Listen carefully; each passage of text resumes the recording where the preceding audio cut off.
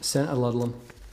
Thanks, Mr Acting Deputy President. I just was on my feet speaking to this bill before question time, and I've just got a couple of comments by way of context that I would like to make in closing.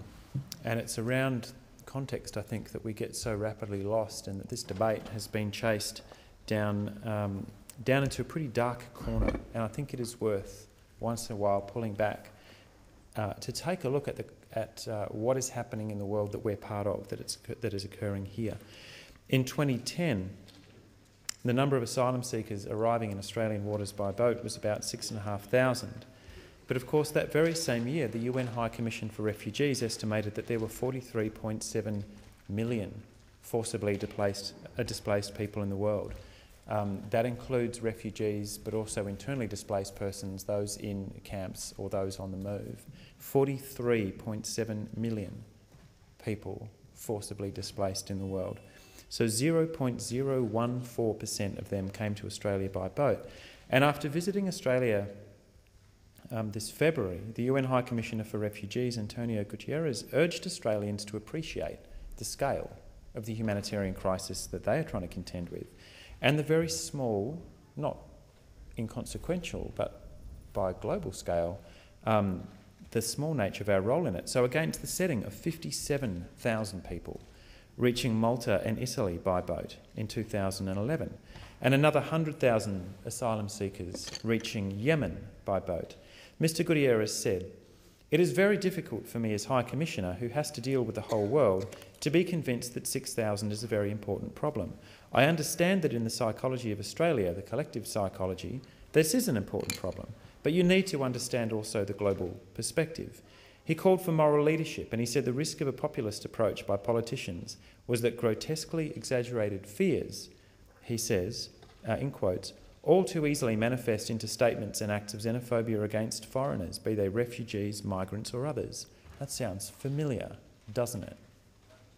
It's not to say that these 6,000 people that the High Commissioner referred to, that we aren't primarily responsible once they start making their way here to make sure that they're protected, to make sure that they are not risking their lives, that if they have set out on these voyages in unseaworthy vessels with crews who are not always competent to pilot the boats in the first place, that it is a primary responsibility to make sure that they're not abandoned, that distress calls are relayed immediately to emergency services, and in this case, the Navy, naval personnel, both here and in international waters and with the Indonesian authorities.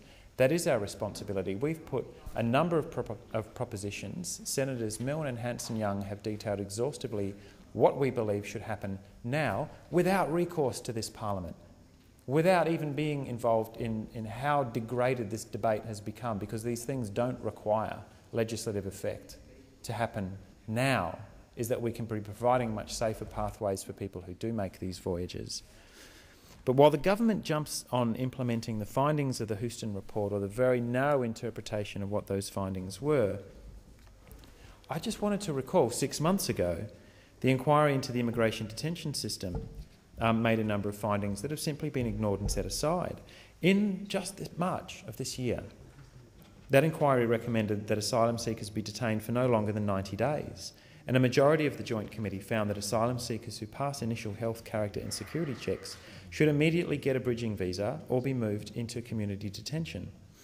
Indefinite detention, one of the reasons for those findings is that indefinite detention is damaging to mental health. People are killing themselves in our immigration detention system. They're self-harming, they're sewing their lips together, and they have nowhere to go. They have no idea when they're going to be released. It's making them mentally ill. This is now very well understood. If we're concerned about saving lives, and I will not throw accusations across the chamber that members on this side don't care. Everybody cares. Nobody wants to see people drowning. And I think that is maybe one of the things that we should have done a long time ago to turn down the temperature in here. Nobody wants people to die. But nor do I think anybody in their right mind wants people to go out of their minds in indefinite detention behind barbed wire for no crime, for undetermined periods of time. Could be forever, as a deterrent effect to those left behind. It's not only morally bankrupt, but actually the logic isn't there.